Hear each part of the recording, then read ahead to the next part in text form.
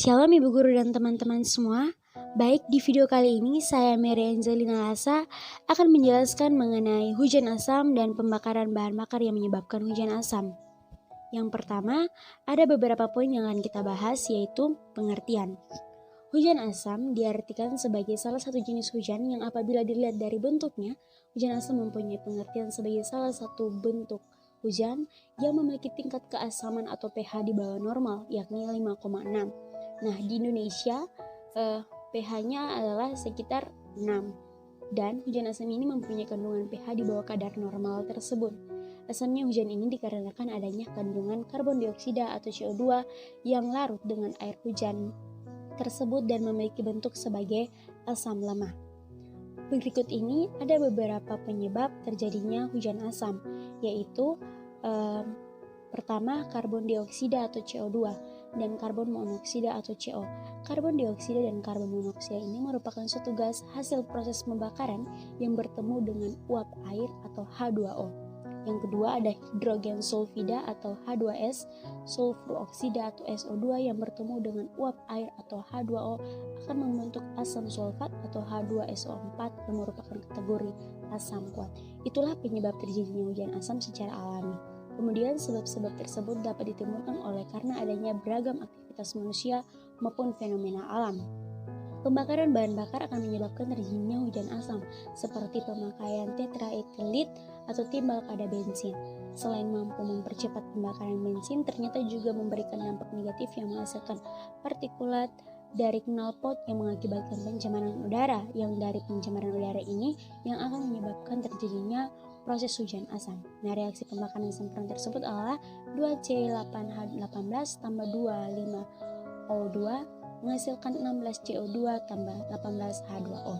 Berikut ini adalah proses terjadinya hujan asam. Ada 6 proses terjadinya hujan asam.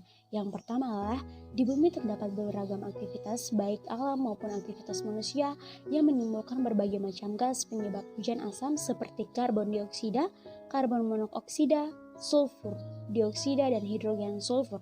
Kemudian, di bumi juga terjadi penguapan oleh berbagai macam sumber air yang disebabkan karena adanya pemanasan sinar matahari dan akan menghasilkan uap air yang banyak. Setelah uap air itu yang timbul dari pengembunan tersebut akan bertemu dengan gas-gas yang menyebabkan terjadinya hujan asam tersebut, yakni karbon dioksida dan karbon monoksida. Adanya pertemuan uap air dengan karbon monoksida ini akan menghasilkan asam yang bersifat lemah. Kemudian kandungannya bertemu tersebut akan terbawa angin menuju tempat yang jauh dan sumbernya semakin ke atas. Ketika sudah sampai di atas, gas yang bercampur dengan uap air tersebut akan mengalami kejenuhan sehingga menjatuhkan kandungan airnya sebagai titik-titik air. Inilah yang menjadi hujan asam. Berikut ini adalah reaksi kimia di udara. Nah, karbon dioksida atau CO2 dan karbon monoksida atau CO ini merupakan suatu gas hasil proses pembakaran yang bertemu dengan uap air atau H2O yang tadi saya jelaskan pada gambar tersebut. Nah, pertemuan ini dengan uap air atau H2O ini akan membentuk asam sulfat atau H2SO4 yang merupakan kategori asam kuat. Nah, teman-teman bisa baca di situ adalah proses reaksi kimianya. Beberapa manfaat yang terdapat dalam hujan asam. Sebagai salah satu jenis fenomena alam, hujan sangat dikenal sebagai fenomena alam yang mempunyai banyak sekali manfaat bagi alam, bukan hanya untuk manusia, namun juga binatang dan hewan. Seperti halnya hujan asam pun mempunyai sisi positif, yaitu dapat melarutkan berbagai mineral yang sangat dibutuhkan oleh binatang dan tumbuhan. Kandungan asam tinggi inilah yang mampu melarutkannya. Nah, ada juga dampak negatif, yaitu menyebabkan jumlah ikan di laut mengalami penurunan, kemudian merusaknya lapisan yang ada di daun tumbuhan karena hujan asam, hilangnya berbagai nutrisi yang dimiliki oleh tumbuhan. Kemudian nutrisi-nutrisi tersebut seperti kita ketahui sangatlah penting bagi tubuh kita, tetapi karena hujan asam juga dapat mengurangi nutrisi yang ada dalam tubuh kita. Kemudian menyebabkan manusia mulai terkena berbagai macam penyakit. Ada penyakit-penyakit yang muncul karena hujan asam, karena itu penyakit paru-paru, juga penyakit kulit seperti luka bakar pada kulit. Kemudian yang terakhir adalah membuat besi menjadi mudah berkarat. Hal ini dikarenakan karena adanya kandungan yang ada dalam hujan asam tersebut. Berikut ini adalah cara mencegah terjadinya hujan asam. Yang pertama, menggunakan bahan bakar yang mengandung belerang yang rendah.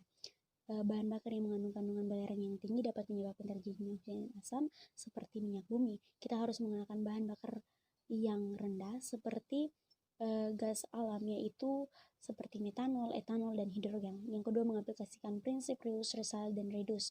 Nah, upaya-upaya tersebut memang terlihat kecil, namun apabila dilakukan secara rutin, upaya-upaya tersebut dapat mengurangi terjadinya hujan asam sehingga kita lebih aman dan terbebas dari risiko terkena turunnya hujan asam yang dapat menyebabkan berbagai macam bahaya dalam kehidupan kita. Baik teman-teman, itu adalah penjelasan singkat dari saya mengenai hujan asam. Semoga dapat bermanfaat. Sekian dan terima kasih. Tuhan